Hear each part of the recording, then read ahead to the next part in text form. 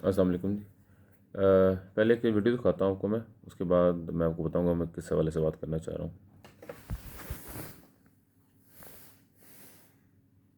I have an extra daddy and my daddy doesn't know.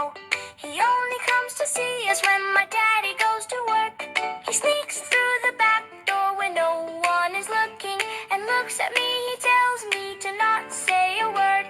And mommy tells me that they're gonna play their secret games upstairs.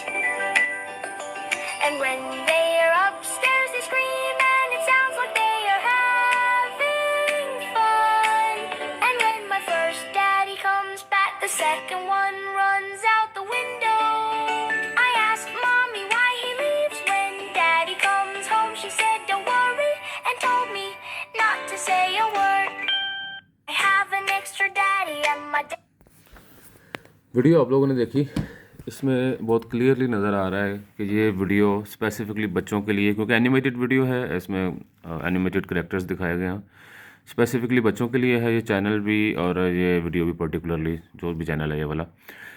अब इस video में दिखाया गया है कि जनाब एक बच्चा ये गा रहा है, पोएम पढ़ रहा है कि जी मेरा एक एक्स्ट्रा डैडी है, ठीक है, और वो लेकिन मेरे जो फर्स्ट डैडी है उसको नहीं पता। फर्स्ट डैडी जब जॉब पे जाता है तो उसके बाद मेरा डैडी आता है, और वो लाइक जो भी बाकी मामला था वीडियो में अपने देखे, एक्सप्लेन करने की ज़रूरत नहीं है। अब मेरा ये वीडियो बनाने का मकसद ये है कि आजकल में हम जो पेरेंट्स हैं, पर्टिकुलरली जो मदर्स हैं, वो क्या करती हैं कि बच्चों को खाना खिलाने के लिए या बच्चों तंग कर रहे हैं उनको उस चीज़ से बचाने के लिए कि यार चलो उसको ना मोबाइल लेके बैठ जाते हैं, सारा दिन वो यूट्यूब पे एक्सप्लोर करते रहते हैं, टिकटॉक पे या बाकी जो इस तरह के चैनल्स हैं या फोरम्स हैं, वो बच्चा ऐप्स यूज़ करता रहता है। अब इन ऐप्स के ऊपर देखें कितनी ख़तरनाक चीज़ें हैं कि हम बच्चों को ये बता रहे हैं कि it is okay to cheat, it is fun to deceive अपने पार्टनर को, अपने स्पाउस को। तो ये ओके है, ये नॉर्मल है, इसमें कोई मसला नहीं है, ये कोई फ़नी चीज़ है, ये कोई इंटरटेनिंग चीज़ है।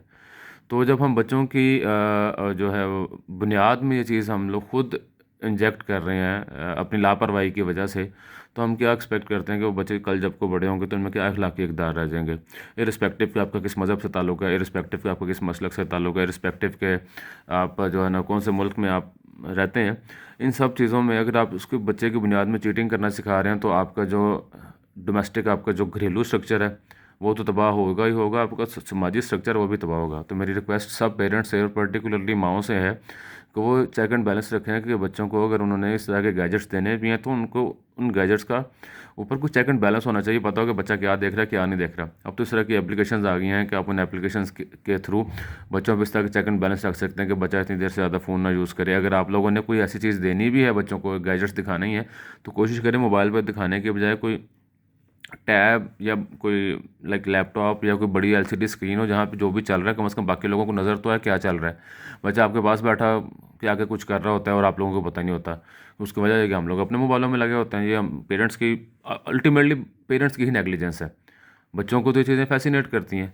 तो अपनी फैमिली को और अपने बच्चों को, अपने आने वाली नस्लों को इस तरह के जो कबाहतें हैं, इस तरह के जो हैं कबाहतें ही, मैं ज़रा सॉफ्ट वर्ड ही यूज़ करना चाहूँगा, उनसे बचाएँ, अपने आप को भी बचाएँ और अपने जो है ना पेरेंट्स होने का और अपने जो है ना घर के बड़े होने का जो है ना फ़र्ज़ अदा करें। बहुत शुक्रिया जी, थैंक यू।